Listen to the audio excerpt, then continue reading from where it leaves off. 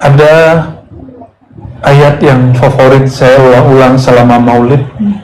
Ayatnya sudah sering kita baca, terutama sholat subuh. Surah Al-Insyirah. Alam nashrah laka sadrak. Bukankah kami nashrah, melapangkan, melebarkan, meluaskan, laka, bagi engkau, hai kekasihku Muhammad, sadrak, dadamu. Mau lapang dada? Harus ada Nur Muhammad dihidupkan di sini. Baru alam nashrah laka sadrak. Ini sunnatullah. Orang-orang yang tidak ada nur ini di kalbunya, dadanya akan sesak, pikirannya akan panik.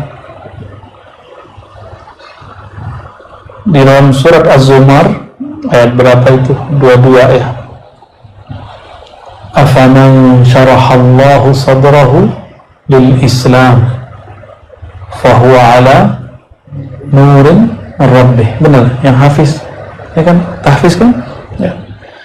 Itu ayat favorit dulu semasa masih mahasiswa, tapi saya waktu itu sedang suluk di luar kampus, suluk di luar surau.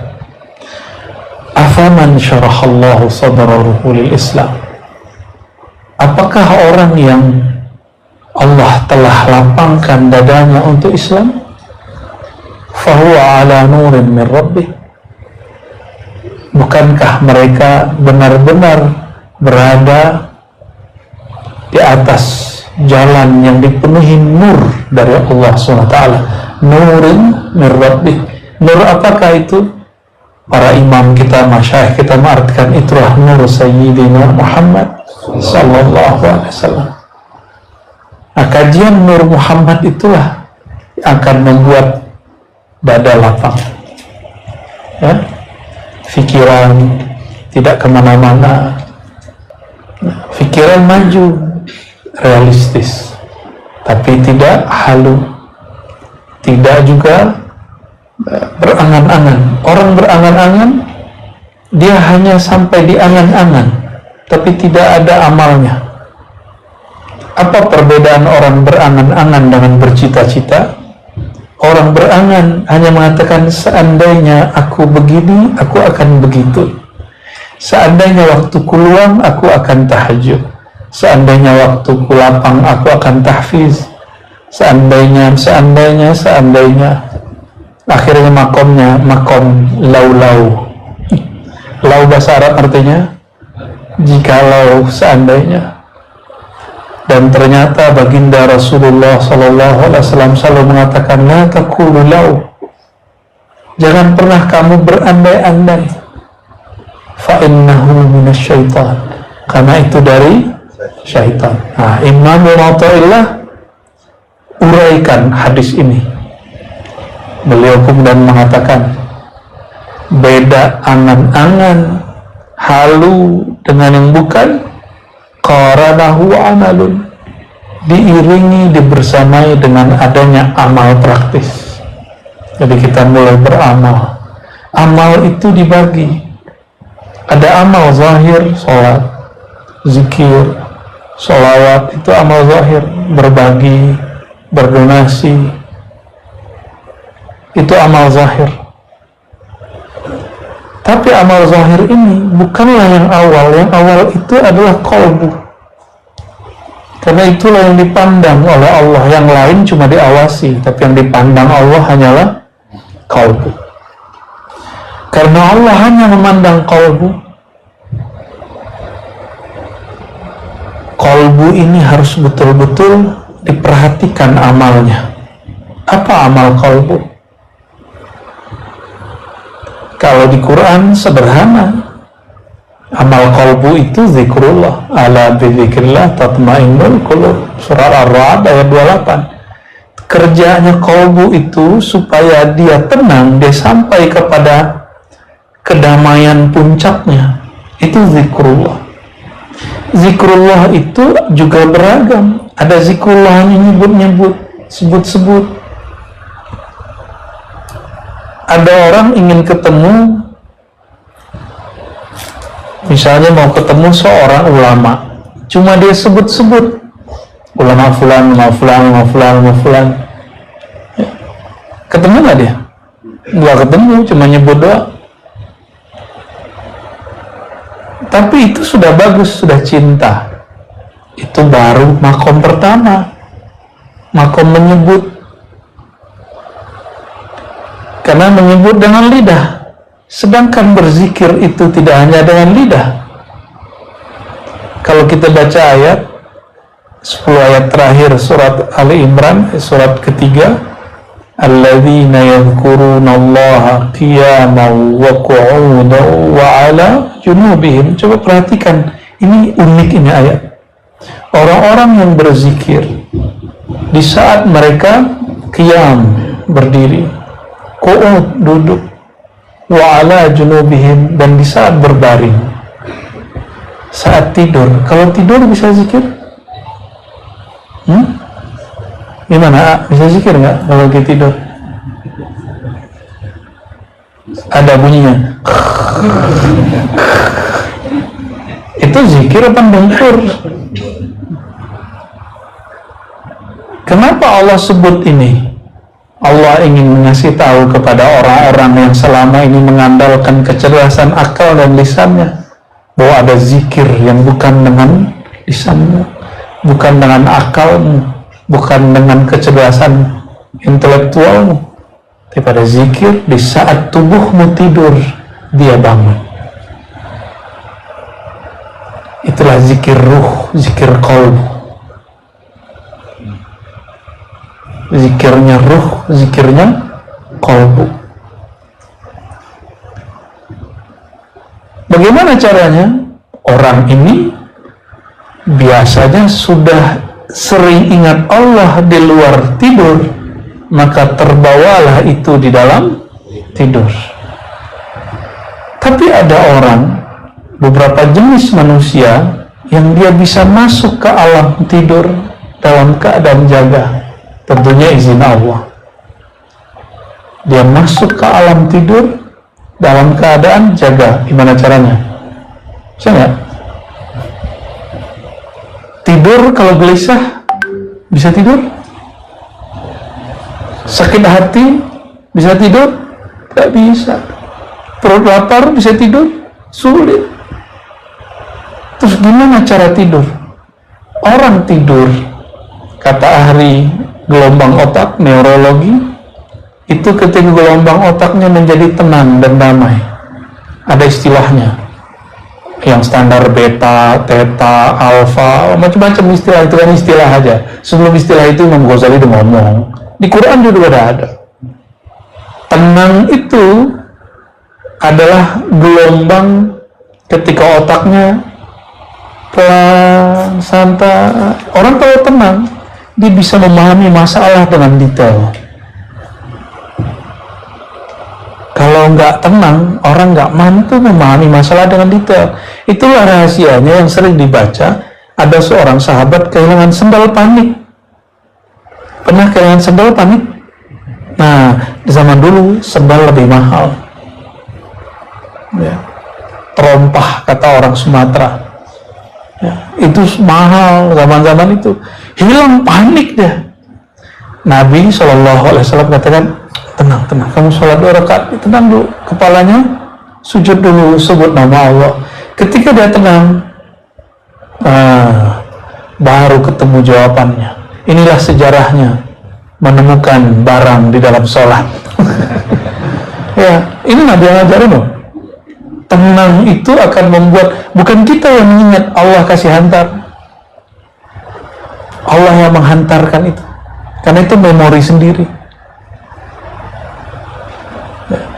Saya dulu menemani 2 orang yang saya hormati pergi umrah 2013. Jadi kita masuk satu pintunya Masjid Nabawi ini banyak, pagarnya juga banyak. Masuk aja. udah asik rindu sama Rasulullah, lupa ketika keluar, tadi pintu yang mana ya, tadi pagar yang mana ya, gerbang yang mana.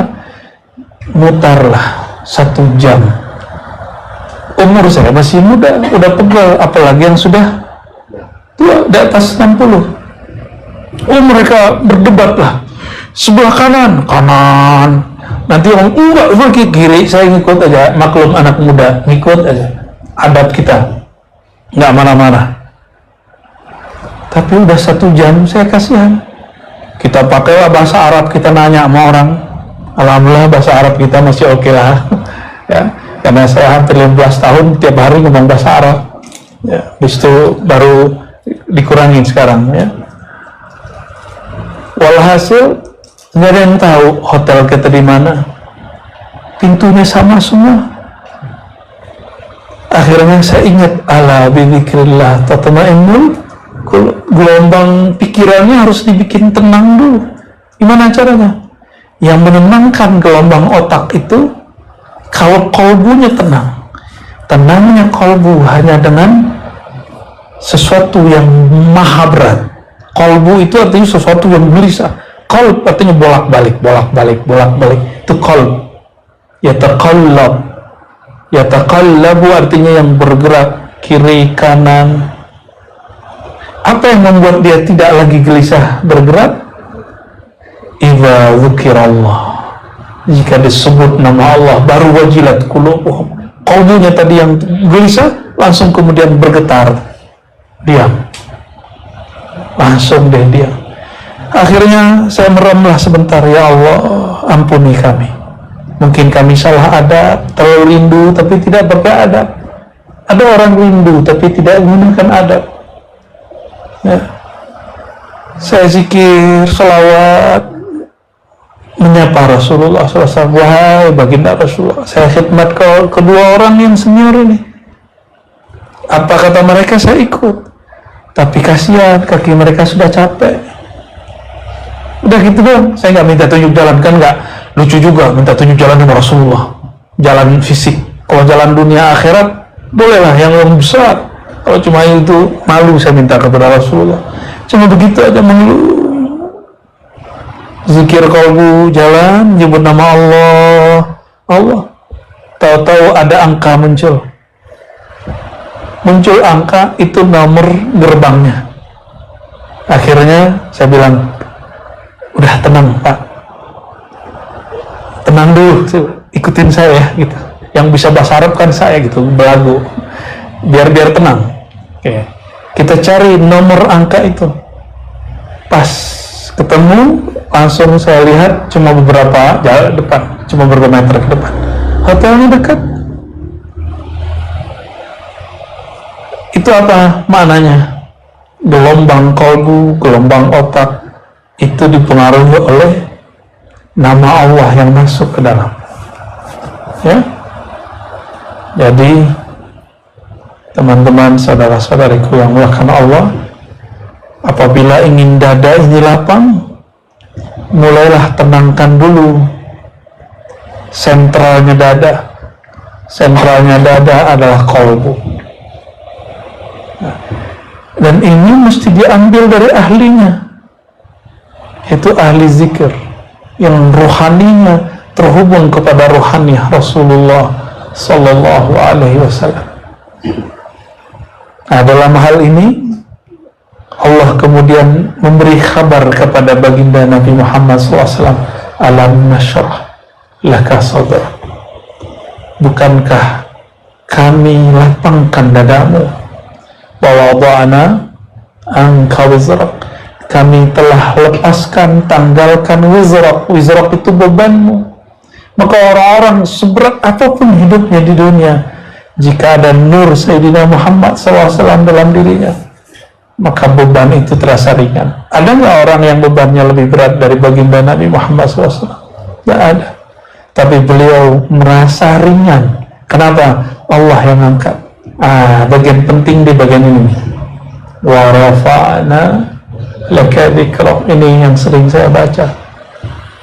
Rafa'na, kami angkat laka, bagimu, hai kekasihku Muhammad, zikrak, sebutanmu, namamu.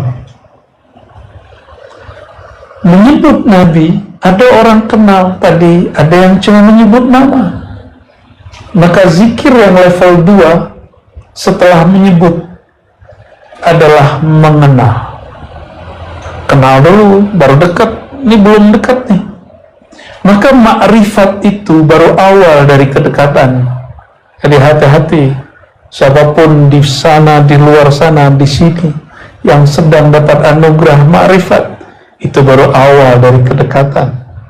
Kita kalau kenalan sama orang, aku Ar-Razi, kamu Fulan, gitu ya, itu berawal kan. Jangan bangga dulu, itu baru awal. Maka nanti harus berkelanjutan, harus mempelajari ya. Kita kalau senang seseorang, kita pelajari sifatnya, kita pelajari pola hidupnya. Ini yang senang futsal nggak? Senang ya. Nabi nggak pernah main futsal loh. Gimana tuh ya? Main futsal, kalau sudah senang main futsal, senang nonton bola otomatis, ya enggak? Oh, nangislah kawan, ya, karena yang kalah kemarin siapa? Yang diulu-ulukan itu siapa? Maroko, ya. Yang diulu-ulukan kalah, nangis lagi nonton bola, ya salam. Tapi kok bisa? Mungkin orang-orang yang intelek mengatakan nggak masuk akal nih. Tapi saya memahami. Orang-orang yang nangis kemarin, ada yang karena kakinya kejepit, ada yang karena kalah judi, ada yang paling hebat yang nomor 3. Dia cinta kepada pemainnya. Pemainnya kalah, kesedihan pemainnya ini masuk ke dalam dirinya. Inilah yang membuat dia sedih. Maka jangan kemudian mengatakan aneh ya gitu. Ya emang bagi saya sampai sekarang melihat orang menikmati nonton bola itu aneh. Bola ditenang-tenang terus sore gitu. Ya, tapi yang suka bola juga ketawa lihat saya. Lu sih nggak ngerti. Ini dunia bro. Ya dunia kan main-main, jangan terus serius ya. Mungkin saya terlalu serius kali orang. Akhirnya kita memahami. Memahami itu yang terbaik itu dengan mahabbah, dengan cinta. Dan cinta nggak mungkin kalau nggak kenal dulu. Orang kalau udah kenal, kalau nggak ketemu rindu. Ya, begitulah kepada baginda Rasulullah SAW. Kenapa kita maulidan, salawatan? Itu ekspresi rindu. Kenapa mahal qiyam? Mahal qiyam itu kan ekspresi kita menyambut kehadiran orang mulia Sayyidina Muhammad SAW. Kita berharap semoga nurnya selalu hadir dalam diri kita. Ya, orang lagu Indonesia Raya aja berdiri, ya, masa lagu kebangsaan rohani Sallallahu ala Muhammad ya Nabi salam alaika nggak berdiri? Kan lebih mulia Nabi Muhammad dari alam semesta ini. Dan sering kita nanya kepada sahabat kita, lebih mulia Sayyidina Jibril atau Sayyidina Muhammad SAW? Mana yang lebih mulia? Sayyidina Muhammad SAW. Lebih mulia Aras atau Sayyidina Muhammad SAW? Sayyidina Muhammad SAW. Karena Aras bercipta dari nurnya. 4.000 tahun setelah nur Sayyidina Muhammad SAW Allah terbitkan, pancarkan cahayanya. 4.000 tahun cahaya baru muncul Arash. Jadi lebih tua siapa? Nur Sayyidina Muhammad SAW lebih tua daripada, ya. Itu tertulis di kitab favorit guru beliau, Abah Jajan, ya. Abah Anom, itu kan kitab favorit mereka, Sirrul Asrar, tertulis di situ. Padahal itu tidak ada di hadis. Terus mereka dapat dari apa? Itulah ilham Rabbani. Bagi yang nggak percaya nggak ada masalah. Yang penting jangan ingkar aja udah. Ingkar qata'at ankal barakah, keberkahan ilmu itu hilang dari kita. Jadi kalau nggak percaya kajian Nur Muhammad, diem aja, katakan saya nggak ngerti. Ahsan, itu lebih baik. Wa rafa'na laka dzikrak, kami angkat bagimu sebutanmu. Dzikrak, sebutanmu. Zikr, sebutan. Kenangan, ma'rifat, itu artinya. Dan yang puncak zikir itu hudur wal qurb, hadir rasanya, dekat terasa. Berapa macam? Sebut, kenal, apa lagi? Kenal itu ma'rifat. Terus ayo, kalau mahabbah di kita, enggak, ini di makomnya. Kalau orang sudah ma'rifat, muncul mahabbah, makanya satu paket, ma'rifat, mahabbah satu paket. Baru muncul namanya hudur, hadir dulu. Kalau sering hadir, rasanya lama-lama deket. Nah, itu tahapan-tahapan zikir. Baik zikir kepada Allah atau mengenang Sayyidina Muhammad SAW. Wa rafa'na laka dzikrak, kami angkat bagimu hai Muhammad zikrak, zikirmu, sebutanmu, namamu, mengenalmu, kedekatan padamu.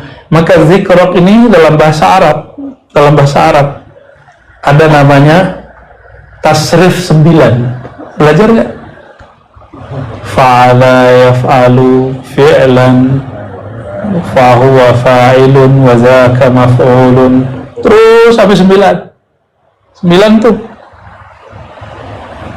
Ternyata ilmu tasrif ini bisa menjelaskan siapakah zikra. Kami angkat bagimu zikra. Zikra pertama zikirnya diangkat. Maka doa, nggak ada Nabi Muhammad SAW di dalam doa, tidak diangkat. Amal apa saja, nggak ada nama Sayyidina Muhammad SAW, tidak diangkat. Mimpi apa saja, yang sahih cuma mimpi ketemu Rasulullah SAW. Pengalaman rohani apa saja, semuanya batil kalau tidak ada simbol-simbol kenabian Nabi Muhammad SAW. Batil semua. Maka zikra di makna pertama. Makna kedua, zakara yazkuru zikra, orang yang nyebut-nyebut, zakir, zikran, zakir, orang yang nyebut-nyebut, yang mengingat-ingat, yang mengenang-mengenang, yang berusaha menghadirkan, merasakan dekat. Itulah isi amalan maulid.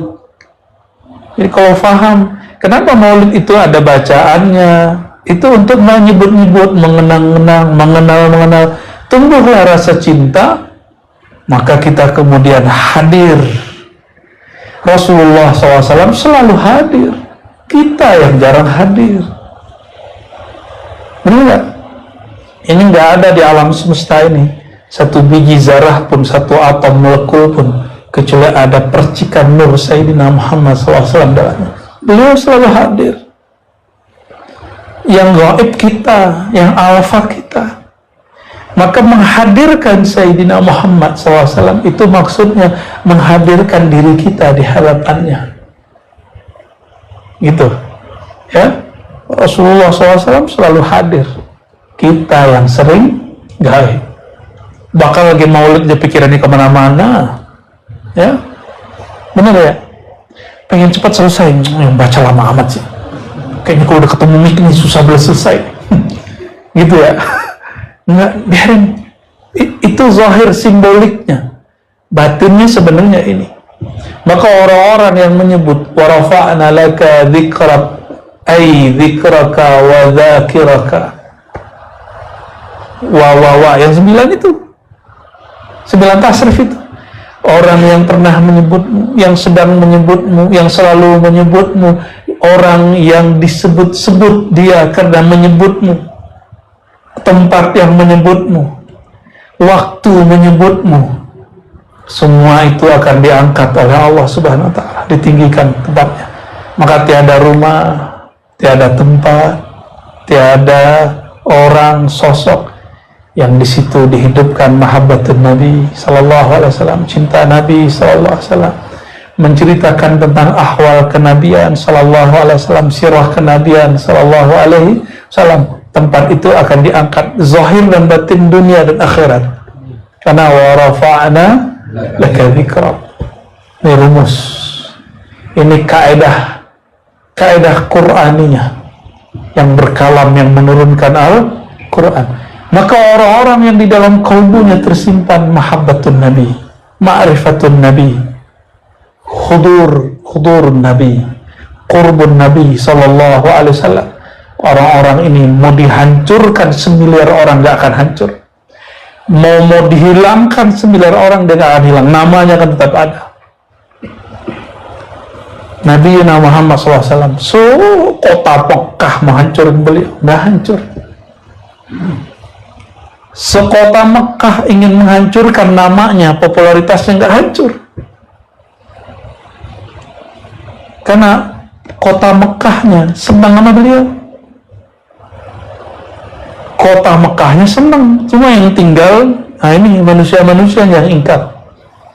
Inilah wa rafa'na laka dzikrak. Maka sahabat-sahabatku makan Allah, pesan pendek malam ini, tapi udah panjang juga nih ya. Ada berapa menit?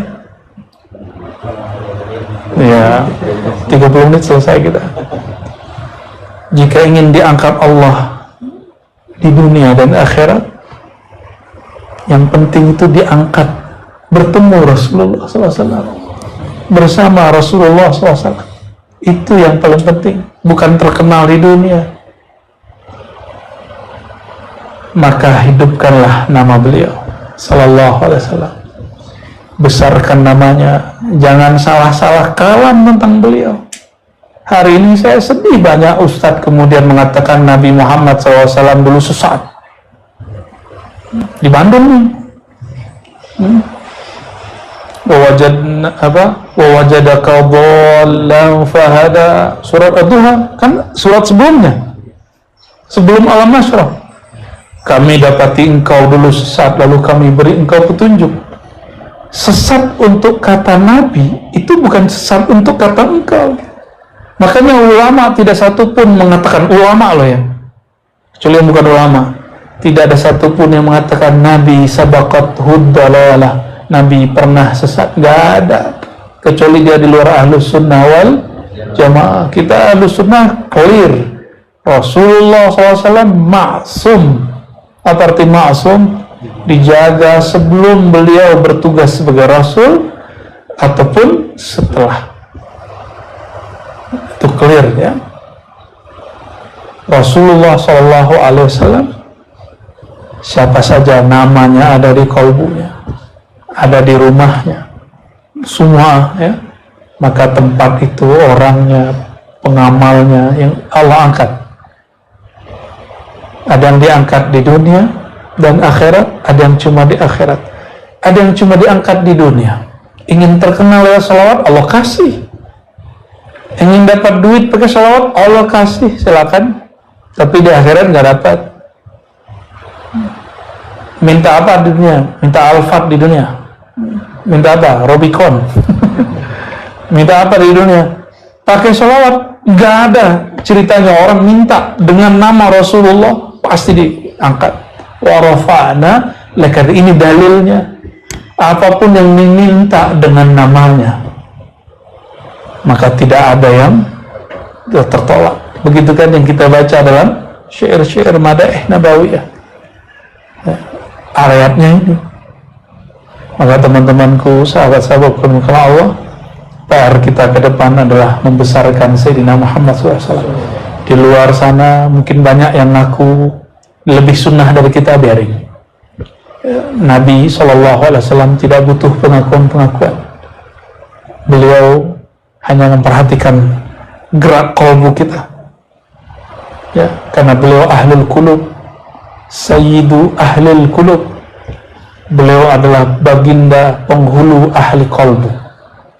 Semoga kalbu kita malam ini dipenuhi oleh Allah Subhanahu wa Ta'ala dengan nama beliau Sayyidina Muhammad sallallahu alaihi wasallam. Allahumma salli ala Sayyidina Muhammad wa ala ali Sayyidina Muhammad. Barangkali itu yang dapat saya sampaikan. Semoga Allah berkahi majelis kita, Allah berkahi siapapun yang hadir, yang mendengarkan, siapapun yang berjasa, yang mempunyai andil untuk kegiatan kita semua.